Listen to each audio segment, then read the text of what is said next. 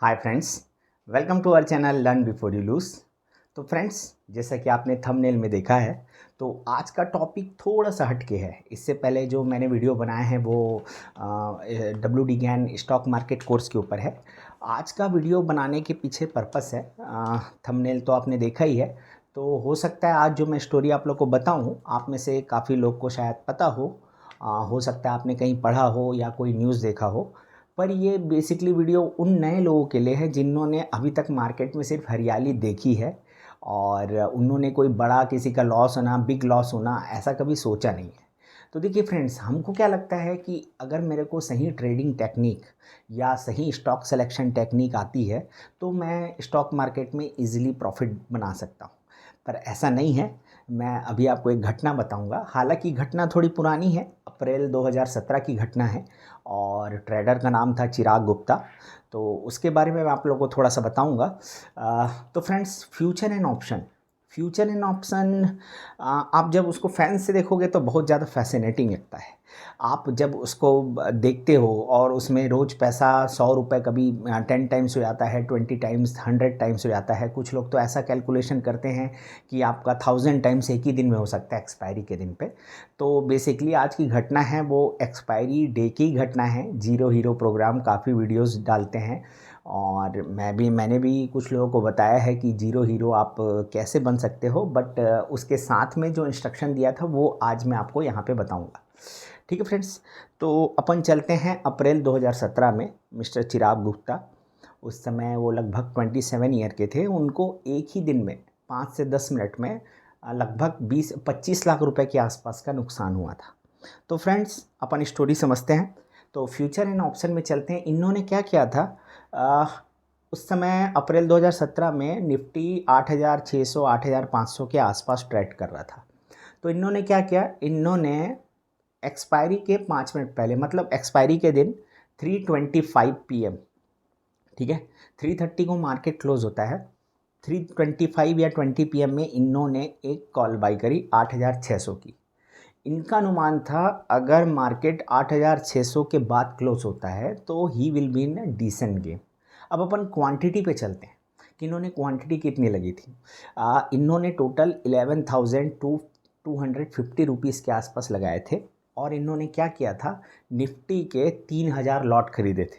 मतलब कुछ पैसे पे जब लॉट बिकता रहता है एंड टाइम पे, तो वहाँ पे इन्होंने 3000 लॉट निफ्टी के खरीदे थे। उस समय एक लॉट में क्वांटिटी थी 75 के अराउंड, है ना। तो पर लॉट आप मल्टीप्लाई करके देख लो। अब क्या हुआ, जब मार्केट 330 के को इन्होंने अपना PNL देखा तो वहाँ पे इनको दिखा रहा था 6.5 लाख रुपए का प्रॉफिट। ठीक है फ्रेंड्स, तो ऑब्वियस सी बात है, आपने 11,000 रुपये लगाए हैं और अचानक से वो 6.5 लाख रुपए दिखाए तो आप बहुत ही ज़्यादा खुश हो जाओगे, अपने आप को कंट्रोल नहीं कर पाओगे।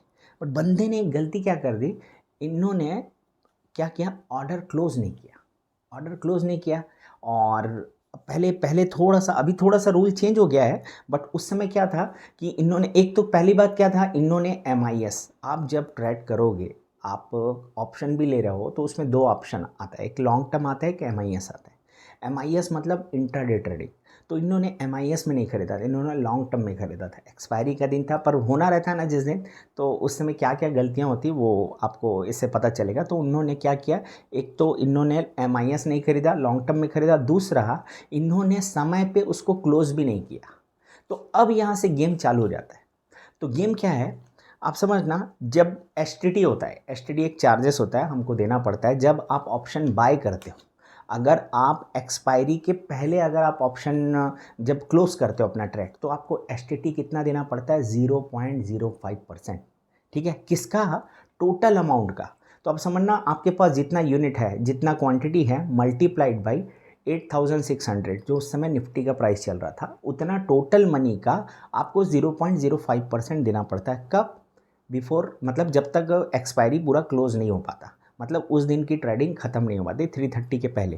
पर अगर आप मिस हो जाते हो और आप ट्रेड क्लोज नहीं कर पाते हो तो आपको अब क्या करना पड़ेगा, 0.125% आपको देना पड़ेगा। अब देखिए, पहले क्या है 0.05% और नेक्स्ट टाइम में क्या आ रहा है 0.125%। तो लगभग उनको 6-7 करोड़ के आसपास का जो टोटल वैल्यू था उसका 0.125% उनको देना पड़ गया। तो जो लगभग 6 करोड़ तो कम बोल रहा हूँ, उससे ज़्यादा का टोटल वो था परचेसिंग था। तो उसमें इनको लगभग 24 से 25 लाख रुपए इनको पेड करने पड़े, जो कि नॉर्मली अगर ये सही टाइम पे निकल जाते तो इनको 1-1.25 लाख के आसपास पेड करना पड़ता। अभी 25 टाइम्स 0.05% से कितना हो गया, 0.125%। तो फ्रेंड्स समझना कि हालांकि उन्होंने केस वेस किया था, उनका 1-2 इंटरव्यू भी मैंने देखा है, तो अल्टीमेटली तो कुछ हुआ नहीं। तो आप एक बात को समझना, आप अगर सोचते हो कि मैं किसी से सिर्फ ट्रेडिंग टेक्निक सीख लेता हूँ कि मेरे को कैसे बाय करना है, वॉल्यूम कैसे देखना है, वॉटेवर जो भी आप फंडा लगाते होगे, जो भी मेथड लगाते होगे, पर स्टॉक मार्केट ये तो बस शुरुआत है। ये आपको क्या लगता है, आपको ईजी लगता है ट्रेडिंग, मतलब एक क्लिक में बाय हो जाता है, एक क्लिक में सेल हो जाता है, पर क्या आपने कभी सेबी की सारी गाइडलाइन को अच्छे से पढ़ा है, सेबी के रूल को अच्छे से पढ़ा है? नहीं। लोग क्या करते हैं, शुरू का 1-2 साल तो मैक्सिमम लोग क्या होता है 1-2 साल सिर्फ एंट्री एग्जिट में ही लगाते हैं और लॉस होके निकल जाते हैं। कुछ लोग ऐसे भी लोग मैं जानता हूँ जिन्होंने पिछले 5-7 साल से स्टॉक मार्केट में इन्वॉल्व हैं, पर अभी तक उनको सेबी मतलब उन्होंने गाइडलाइन देखा ही नहीं है। उनको बस सर ट्रेडिंग टेक्निक सीखना है, कहाँ पे बाय करना है, कहाँ पे सेल करना है, टॉप कैसे पकड़ना है, बॉटम कैसे पकड़ना है, ये। तो एक्चुअल में फ्रेंड्स ये सब आप करोगे तो आप ठीक है, अच्छा ट्रेडिंग आप सीख भी गए, एक ना एक दिन ऐसा आएगा जिससे आप कुछ ऐसा मिस्टेक होगा जो आप सोच भी नहीं सकते। अभी हमारा एक्सपीरियंस कितना है, 12-13 साल का स्टॉक मार्केट का एक्सपीरियंस है। 2009 तो 15 साल चल रहा है लगभग। तो आप एक बात को समझो, अभी भी मुझे सारे ऐसे तरीके नहीं पता है कि जिसके थ्रू लॉस हो जाता है। साल 2 साल में आप जैसे जैसे आप एक्सपीरियंस हो जाता है तो आपसे गलतियां होना बंद तो नहीं होंगी, कम हो जाएंगी, पर आपको नई नई गलतियां आपको क्या बोलते हैं सीखने के मिलेंगे। तो आपको बात ध्यान किसका देना है कि कितनी भी बड़ी गलती हो, पर ऐसी गलती ना हो कि मैं वापस रिकवरी ना कर सकूं या मैं पूरा वाइप आउट हो जाऊं। तो एक चीज़ मैं आपको, अपन यहाँ पे फ्यूचर एंड ऑप्शन का बात करेंगे। तो पहला रूल क्या है कि मोस्टली हमको क्या करना चाहिए, खासकर एक्सपायरी के दिन पे MIS ट्रेड ही लेना चाहिए, इंट्राडे में ही ट्रेडिंग करना चाहिए। और 320 के बाद तो ऑटोमेटिकली स्क्वायर ऑफ हो जाता है, फिर भी नहीं तो आपको ध्यान देना है। कई बार लिक्विडिटी का इशू होता है तो भी कई बार स्क्वायर ऑफ नहीं हो पाता। ये नहीं कि आपने MIS लगा दिया तो आप उसके बाद छोड़ दो, आपका जो ब्रोकर है वो अपने आप उसको ऑटो क्लोज कर देगा, ऐसा नहीं है। तो आप कई बार गलतियां हो सकती, तो आप इसको ध्यान दे के इसको बहुत समझ के करना। दूसरा चीज़ क्या है, दूसरा चीज़ आपको पता होना चाहिए कि किस किस टाइप के टैक्स लगते हैं, किस किस टाइप के चार्जेस लगते हैं। आप जाके पहले उसको स्टडी करो। अरे आपका पैसा धीरे धीरे करके वहाँ से ड्रेन हो रहा है, आप ध्यान ही नहीं दे रहे हो। आपको क्या लगता है 2 गुना, 4 गुना, 50 गुना, 100 गुना? नहीं। आप जब अपना इनपुट कॉस्ट कम करते जाओगे धीरे धीरे करके तो ऑटोमेटिकली आपको प्रॉफिट दिखेगा। होता क्या है, आपका प्रॉफिटेबल ट्रेड कम होता है बट बड़ा भी होता है कई बार। पर आपके क्या होते हैं, छोटे छोटे जो रॉन्ग ट्रेड होते हैं उसमें इतना ज़्यादा आप मिस्टेक कर लेते हो, इतने ज़्यादा चार्जेस देते हो कि ओवरऑल प्रॉफिट आपको मिलता नहीं है। ठीक है फ्रेंड्स, तो एक रूल तो ये बताया कि आपको MIS में ही ट्रेड करना चाहिए, खासकर एक्सपायरी वाले दिन पे। एक रूल और मैं आपको बोलना चाहूँगा कि आप जब भी ट्रेड करते हो या जब भी कोई स्टॉप लॉस या जो भी एंट्री लेते हो, आप उसको लिखा करो। लिखोगे तो उससे क्या होगा, आप जब लिखोगे तो आप बाद में उसको चेक भी कर पाओगे आपने क्या गलती करी है। दूसरा चीज़, जब आदमी कुछ चीज़ लिखता है ना तो उससे गलतियाँ बहुत कम हो जाती हैं, ऑटोमेटिकली कम हो जाती है। जैसे कि आप समझना, अब राइटर, कोई राइटर है, आप उसको कोई गलत बात लिखने बोलो, आप खुद लिख के देखो, कोई गलत लाइन आप हाथ से लिख के देखो, आप नहीं लिख पाओगे। सही लाइन लिखेगी कोई, कोई अपशब्द आप लिख के देखो, आप नहीं लिख पाओगे।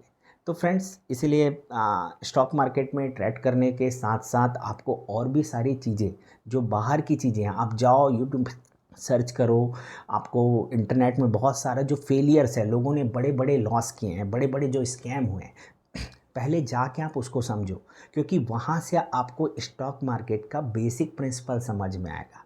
जो लूप होल्स और क्या क्या हो सकते हैं वो आप क्लियर रहोगे, उससे क्या होगा, फ्यूचर में आपको कोई बड़ा लॉस नहीं देखने मिलेगा।